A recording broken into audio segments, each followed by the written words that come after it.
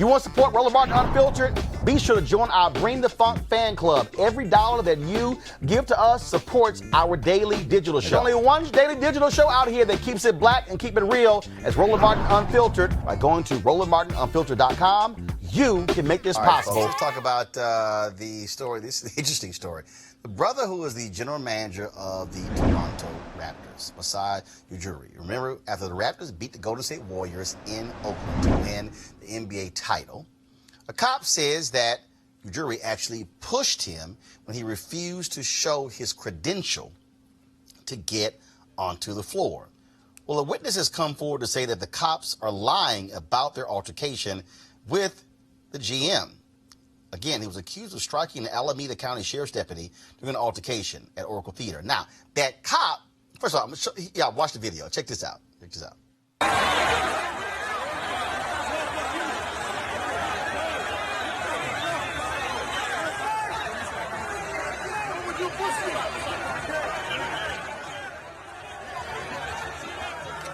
Now, that's one of the videos. There was another video where you actually see the cop in the video. I'm going to try to find that one. And what's interesting is that the cop then tried to say that, oh, my goodness, he suffered a concussion. He was unable to go to work. And they were defending him. Well, guess what? They've now come forward to admit that Ujiri did not hit him or push him. Teresa, they should fire his ass. They should fire the lying cop. On the spot. But again, this is an ongoing precedent when it comes to some police officers, not all of them, but some police officers, where they put out a statement, and if we don't have the video, if we don't have the audio footage, if we don't have 2 or 4 other people, because one ain't enough anymore, to stand by, the word of others, this man could have lost his job, his endorsements, everything that he's worked hard from, probably came from the hood and worked his way up to the league. But all that could have been lost in an instant. So I'm glad that we did have our protections. In the Bible, they say, put on the full armor of God. We pretty much need that in public nowadays. So it's unfortunate, but, justice was served in this case. What was real interesting, Jason, and I'm trying to pull it up right now, is that the cop tried to say, he didn't produce his credential. But there was someone else, though, who was backstage, with Ujiri. And there's video of Ujiri. In fact, go to my iPad. Go to my iPad, folks.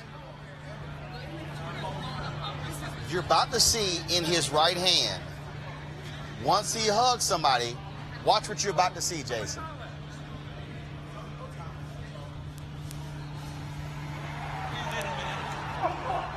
You see his credential on his right wrist. So here you have video. First, the cop says, we're done. I asked for his credential. He refused to produce it.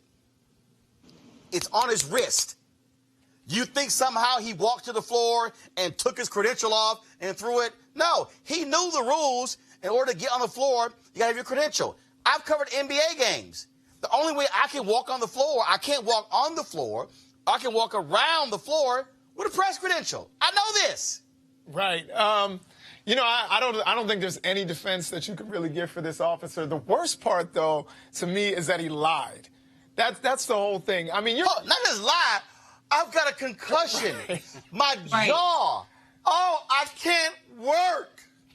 Right. I mean, I will say this just generally.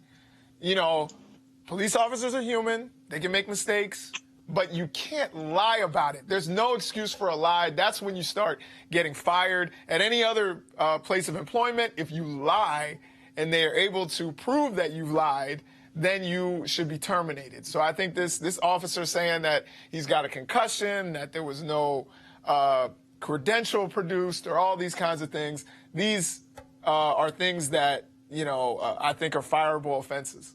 I love this one here, Malik. Video footage showed Ujiri retaliating by striking the deputy in the face with 2 fists. one of which landed underneath his jaw on the left side of his face. And the body camera on the deputy switched off once Ujiri made contact. Right. Well, here's what actually I think happened. The cops stood out there. Our guy got hit. We're launching an investigation. Then they went, oh, shit. Or the body cam video shows our cop was lying. Yeah. And they now admit Ujiri did have his credential. I guarantee you, and this is why the whole deal with Pete Buttigieg in South Bend, Indiana is important, why the cameras need to always be working.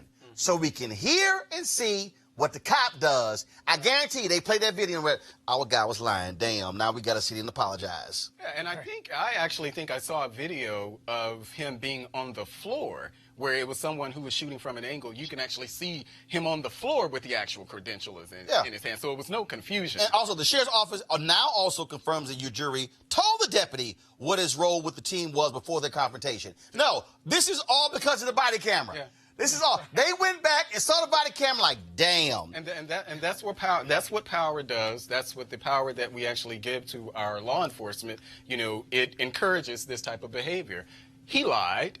It's no confusion about the fact that he lied, and he should be relieved of his duties as a police officer. I mean, I keep telling y'all. We know that. I keep telling y'all, these lying damn cops, these lying cops. I'm sorry. The moment you lie, your ass, you gotta go. Your job. All right, folks, back to that Roland Mark Unfiltered video in just one moment. All right, folks, they're back. MarijuanaStock.org has another great investment opportunity. If you were lucky enough to invest in their last crowdfunding campaign, you know they raised a lot of money in just a few months investing in legal marijuana farms.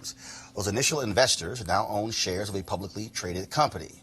Folks, many of you missed it, but now is a chance for you to participate in this new investment opportunity that is as good, if not even better, than the last one. I'm talking about industrial hemp CBD. For those who don't know, the hemp plant is the cousin to marijuana with a much higher concentration of CBD, which means hemp CBD gives you all the medical benefits of marijuana without getting you high. Until recently, hemp farming was practically illegal in the United States and heavily regulated by the DEA. However, the 2018 Farm Bill recently passed in Congress, making it legal to grow hemp CBD in the U.S. and creating one of the largest commodities worldwide. They need land to grow all of the plants, and this makes for an incredible investment opportunity. That's where our good friends at 420 Real Estate come in. Their business model is very simple. They buy land that supports hemp CBD grow operations and lease it to licensed, high-paying tenants. That's right, they are hemp CBD landlords, and you can get in on the action. You can invest in this crowdfunding campaign for as little as $200 up to $10,000. Like I said, you don't want to miss out.